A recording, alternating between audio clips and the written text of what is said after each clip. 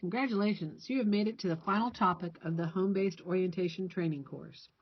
Within this topic, we're going to cover two separate issues: the Code of Ethics for Home-Based Instructors and safety considerations that are unique for the home-based delivery model. As a GCPS employee, each year you complete the annual HR training and sign a compliance agreement to follow the GCPS policies, procedures, and professional code of ethics.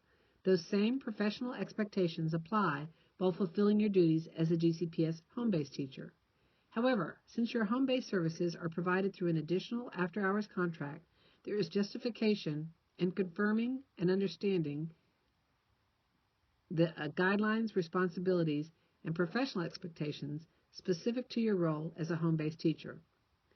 The Home-Based Code of Ethics document specifies information that has been provided within this training and outlines expectations for general guidelines, contacts with parents, contact with students, contact with school of record, documentation of service, and finally, payroll accountability.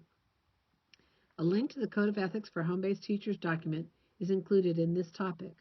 An additional copy has also been linked within the Document Resources folder.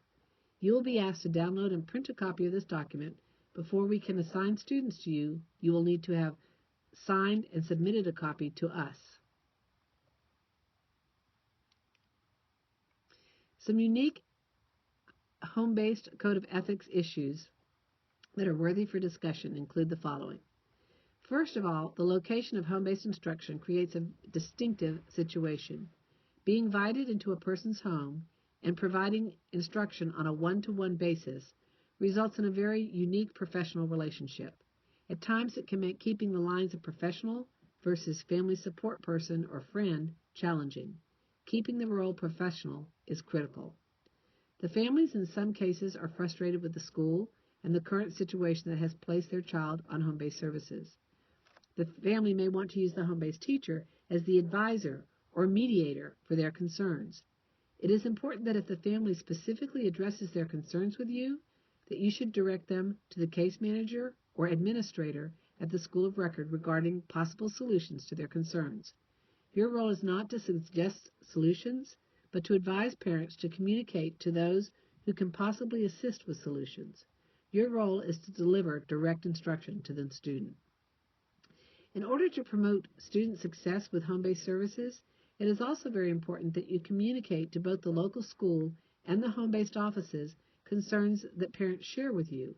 In some cases, we are able to address concerns and put solutions in place that will result in more positive learning outcomes. This is often true when the parent chooses not to follow through with your recommendation to communicate and contact the local school. Another unique ethical situation with home-based services is the accountability for the paperwork you submit as it relates to both student work and to payroll. It should not need to be said, but unfortunately, based on our experiences, does need to be said, that submitting fraudulent payroll requests for services that were not provided is a criminal offense.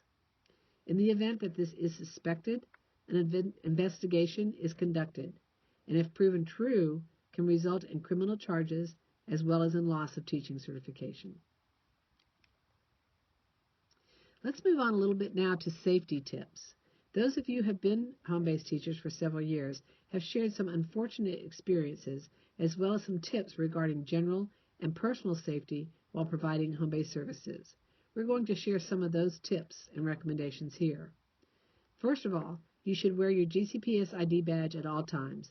This identifies you as a GCPS employee, not only to the family, but to others who may be within the home. It clearly identifies your role as an instructor within the home and or community-based setting. As a GCPS employee, your safety is a primary concern. If at any time you do not feel safe within the home setting, you should discontinue the session. There have been situations when teachers have become aware of drug usage in the next room or in the backyard during an active instructional session.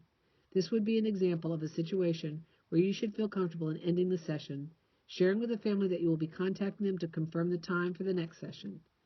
In the event that you experience an unsafe situation, you will need to contact our offices and the local school case manager the next working day so that we can discuss alternatives regarding changing the location and/or the teacher if your concerns with the situation warrants that option. We need to keep in mind that the students receiving home-based services are typically students who have had difficulty making good choices, specifically when considering behaviors. Planning ahead to manage your instructional session to avoid opportunities for poor choice making is important. For example, organize your instructional materials so that you can easily transition from one activity to another without having to return to your car or have any extended idle time between activities. Be sure to lock your vehicle and do not leave personal items exposed. While in the home, keep your personal items such as your phone, electronic devices, keys, wallet, purse to a minimum and within your direct possession. Although an obvious tip, but still needs to be shared, do not share personal information such as your personal email or login information with the students or family. Be cautious when being asked personal information such as pet name, maiden name, or other information that could lead to access to personal login security questions. Hearing these tips may cause concern, but as stated earlier, being proactive and aware of personal safety is the best safeguard for your own personal safety. You have now completed all the content information within this course.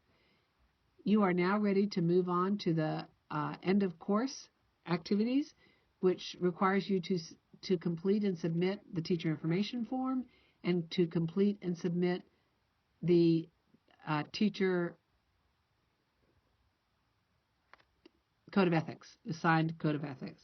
We will also need for you to scan and submit to us via email or via courier a copy of your teaching certificate. Thank you for participating.